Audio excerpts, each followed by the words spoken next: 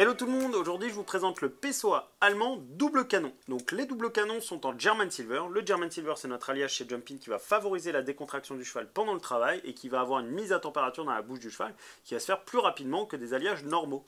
Donc là on est sur un canon assez spécial, donc on est sur un double canon. L'idée du double canon est vraiment de corriger des chevaux qui ont une forte asymétrie main gauche, main droite. Le double canon va permettre de rectifier au fur et à mesure dans le travail, au fur et à mesure des semaines, de réussir à corriger un petit peu cette asymétrie-là.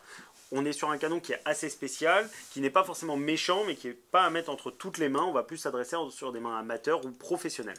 Donc là, qui plus est, on est combiné à un Pessoa allemand. Donc le Pessoa allemand, on a une typologie d'anneau qui est un peu spéciale, qui est un petit peu différente du Pessoa classique. Comme vous le voyez, le petit anneau est légèrement rentré. Le petit anneau du bas, lui, est un peu plus gros et rentré aussi.